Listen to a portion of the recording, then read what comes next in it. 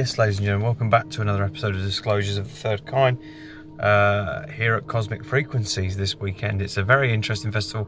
I have tried to video the talks. The first video has come out terribly, I'm not going to lie, and you cannot hear the audio for the life of you.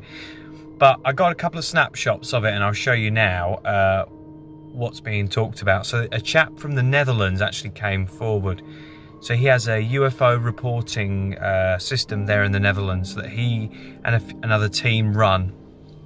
He said they get about 100 UFO reports a month.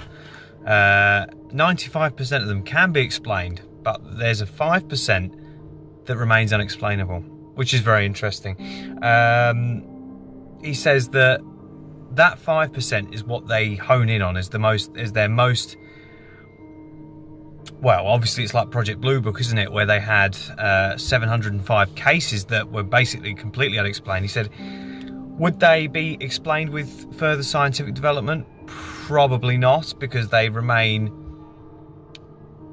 out of reach for us as humanity. And that's the point of this, isn't it? He was a very interesting guy. He said that they get the same reports, well, monthly really, like cigar shape, triangular shaped. You can see the pictures above me here from the slideshow.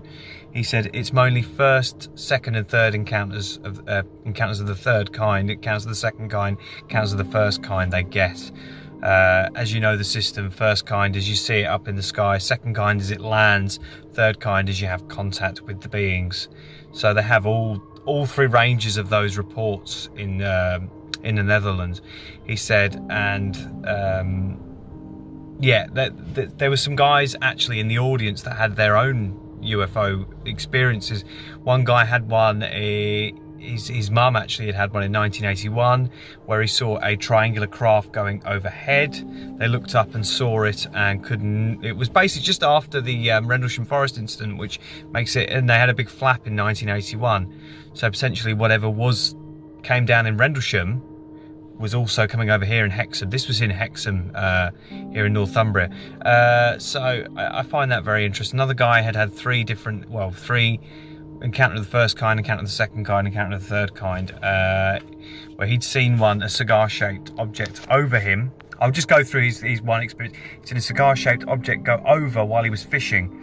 And that was in 1978. I thought that was very interesting too. So there's some interesting speakers. Graham Rendell's there, who's an author.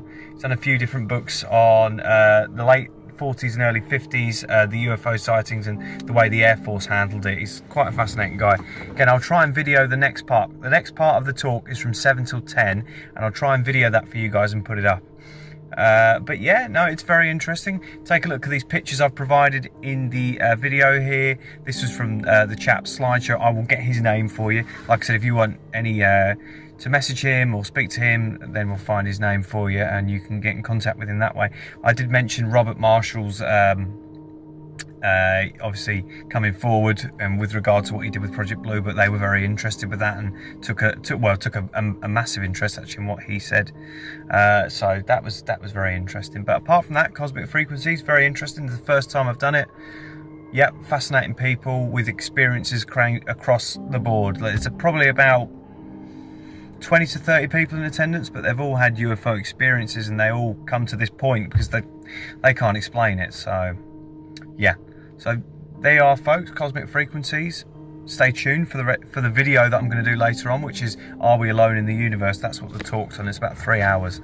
So this one I've just done is Close Encounters. So this next one will be interesting. Stay tuned for more, folks. You've been watching Disclosures of the Third Kind.